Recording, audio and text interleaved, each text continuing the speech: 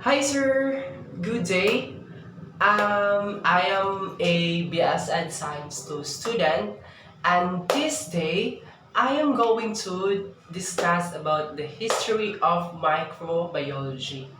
So I am Mr. Roger G. Optional, the reporter or the presenter of this report. Before we discuss about the history of microbiology, let us define or let us find first who is a father of microbiology. So the father of microbiology was a Anthony Philip van Leeuwenhoek. The FRS was a Dutch businessman and a scientist in the golden age of Dutch science and technology. A large self-taught man in science, he was commonly known as the father of microbiology and one of the first microscopists and microbiologists. The history of microbiology. Microbiology is a branch of science that deals with the structure, functions, classes, and economic importance of microorganisms. Microbiology is one of the exciting, ever developing field of science with greater scopes as the microbes play a major role in our day-to-day life. So we can consider that microbiology is one of the most important rule in our life every day.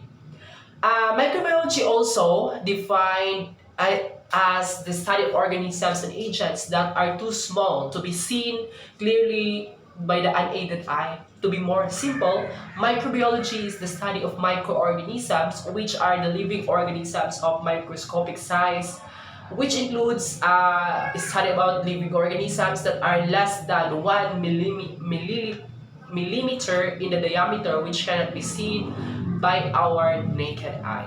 So microorganisms can be viewed through microscope and they exist as a single cells or clusters. Microorganisms include the cellular organisms like bacteria, fungi, algae, and protozoa. And the viruses are also included as one of the microorganisms, but they are acellular. So next, we have here the occurrence of microorganisms. So microbes are the dominant form of life in the universe. More than 50% of the biomass in Earth consists of microorganisms compared to animals, which constitute only 15% of the mass of living organisms on Earth. Majority of the microorganisms are not dangerous to humans. In fact, microbes help to digest our food and protect our bodies from pathogen. And additionally, they are considered as beneficial ones that they keep the biosphere running. They carry out essential functions as the composition of dead animals and plants. Nutrient cycling with enhances the soil health and crop productivity. So next, the members of the microbial world, which is the two types of cell exist, which include prokaryotic cells and the eukaryotic cells. So for the prokaryotic cells, prokaryote is a Greek word, pro, before, and karyon, nut or kernel. Prokaryotes are the organisms with a primordial nucleus. They have a much smaller morphology than eukaryotic cells and lack of true membrane, bionucleus, and cell organelles like mitochondria, Golgi bodies, endoplasmic reticulum, and etc. And all bacteria and archaea are prokaryotic cells. So as you can see in the picture that I showed is also it's discussed or symbolized the prokaryotic cell. So for the eukaryotic cells, eukaryote is a Greek word which is eu, true, and karyon, nut or kernel. Eukaryotes possess a membrane, includes nucleus and cell organelles.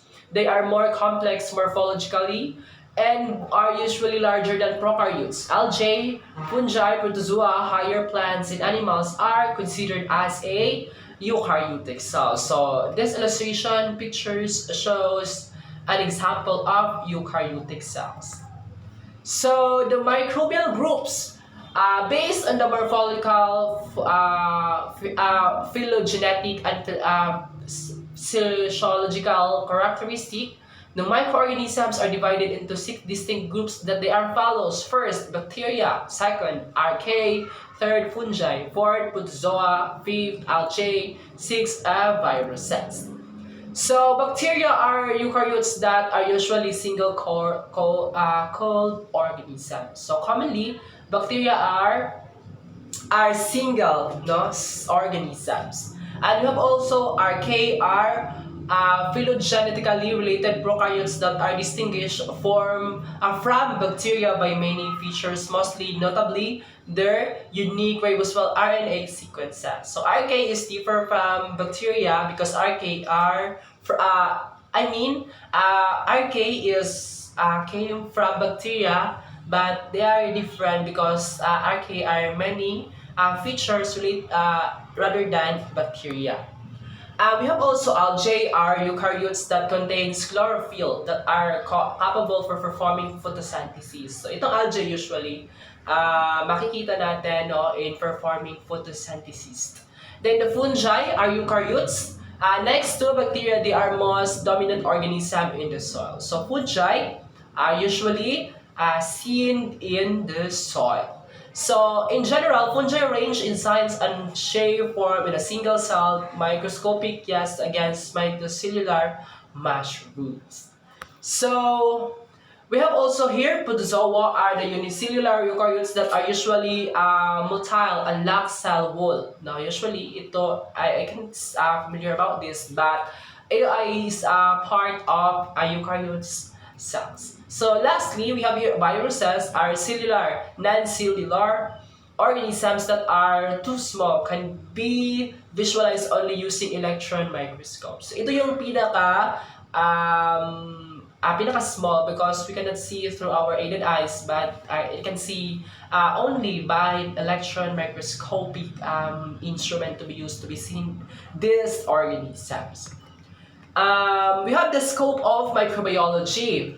So, microorganisms are recognized as one of the bases of research tools as they help to understand the chemical physical basis of life as the important dominant groups of organisms. So, it has nearly 6 major branches they follows. We have here, first we have agricultural microbiology, deals with soil nutrient cycling by microbes, microbial decomposition, and organic waste, and plants associated with microbes that enhance soil fertility. We have also second, microbiology covers information about microbes involved food and spoilage food, bone, diseases, commercial food, and products prepared using microbes. So simply as term. No? Third, we have also industrial microbiology explores the utility of microbes in the production of antibiotics, enzymes, alcohol, beverage, fermented food, and products, and etc. And we have also medical microbiology deals with the studies related to microbes that causes diseases, their diagnostic and preventive measures, drug designing, and etc. And we have also aquatic microbiology deals with water purification and biological degradation of waste in aquatic ecosystem by microbes. And we have also aeromicrobiology talks about microorganisms prevalent in air, that abundance of beneficial of harmful issues. We have also the exomicrobiology is also about the exploration of life in outer space. And we have also geochemical microbiology analyzes the microbial life and their contribution in coal, oil, and gas formation rather areas. So that's it. The end of our discussion today. It's about the history of microbiology. So these are the different references where you can get our report or my report. You can search that one by using the site.